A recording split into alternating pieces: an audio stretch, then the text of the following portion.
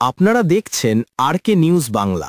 দেবপ্রিয় ভট্টাচার্য বলেন, দেশের মানুষের মধ্যে আছে, এটা আজকের আমার অন্যতম বড় উপলব্ধি হল রাজনৈতিক নেতৃবৃন্দরা যারা ছিলেন তারা সকলে প্রত্যাশাটা চাপ অনুভব করছেন। ওনারা বুঝতে পারছেন যে বিগত সময়কালে রাজনীতিবিদদের বড় ধরনের ব্যর্থ হয়েছে ওনাদের এই দেশের বর্তমানে এই পরিস্থিতিতে উপনীত হওয়ার জন্য। ওনাদেরও দায়িত্ববোধ দায়িত্ব আছে এবং নাগরিকদের মুখোমুখি হয়ে ওনারা বুঝছেন যে এই নির্বাচনটা অন্য আর কোনো নির্বাচনের মতো একই রকম হবে না। এইবারে নির্বাচনে নাগরিকরা ভোটাররা অনেক বেশি জবাবদিহিতা থেকে ওনাদের কাছে চাহিদা দিবেন এবং যে সমস্ত প্রতিশ্রুতি দিচ্ছেন ওগুলি বাস্তবায়ন করার সঠিক পদ্ধতিগুলি ওনারা চাচ্ছেন। শুধু সাধারণ কথা এখন মন ভুলবে বলে ওনাদের মনে হয় না। আমি একটা সজাগ জনতা এবং একটি ক্রমান্বয়ে সচেতন নাগরিক নেতৃবৃন্দ এবং এর সাথে একটি নতুন রাজনৈতিক সংস্কৃতির উন্মেষ দেখতে পাচ্ছি। আমি আশা নিয়ে ফিরছি। এই যে রাজনীতিবিদদের যে তাদের ব্যর্থতার বিষয়টা আমার কাছে যেটা সবচেয়ে বড় বিষয়, অন্যতম বড় বিষয় মনে হয়েছে যে রাজনীতিবিদরা নাগরিকদের মুখোমুখি হয়ে তারা তাদের দায়িত্ব সম্বন্ধে তাদের এর আগে যে ব্যর্থতা আছে তার স্বীকৃতি দিয়েছেন। এটা রাজনীতির পরিপক্কতার লক্ষণ।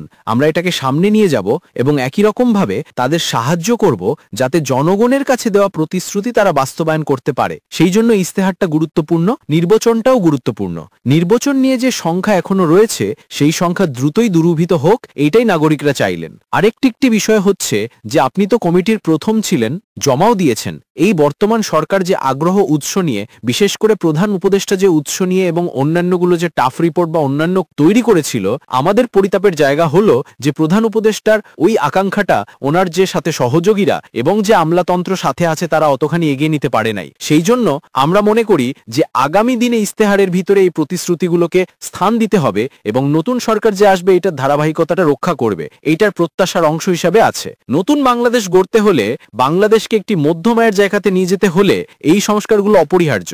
ওই যে বলেছি সংস্কার বিরোধী জোট যেটা সৃষ্টি হয়েছিল সেটা ভাঙতে হলে এই ধরনের পদক্ষেপগুলো অপরিহার্য। আমরা এটা প্রত্যাশা করি রাজনীতিবিদরা তারা এটা ধারণ করবে। ইস্তেহারের মধ্যে সবই সরকার করে যেতে পারবে বলে আমরা মনে করি না। আগামী দিনের সরকারকেও দায়িত্ব নিতে হবে। আমি মনে করি সংস্কার একটা ধারাবাহিক প্রক্রিয়া এবং সেই ধারাবাহিক প্রক্রিয়ায় এই সরকার কিছু করে যাবে, কিছু করতে পারবে না। সেহেতু বাকি যেটুকু থাকবে, এখন যে সময়টুকু আছে, এই সরকারকে বলতে হবে আমি চলে যাওয়ার আগে বাকিটুকু কি করে যাব। সেই স্বচ্ছতাটা প্রস্তাব করছি আমরা, যে ওনারা বলুক যে আমরা যাওয়ার আগে এই বাকি কাজটুকু শেষ করে দিয়ে যাব এবং এই কাজটাকে নির্বাচনী ইস্তেহারের ভেতরে বলতে হবে যে আগামী দিনে ওনারা এটাকে কিভাবে এগিয়ে নিয়ে যাবেন। এটি আমাদের কাছে প্রত্যাশা। দেশ থাকবে, জাতি থাকবে, আমরা সবাই থাকব, সেই তো সংস্কারও অব্যাহত থাকবে।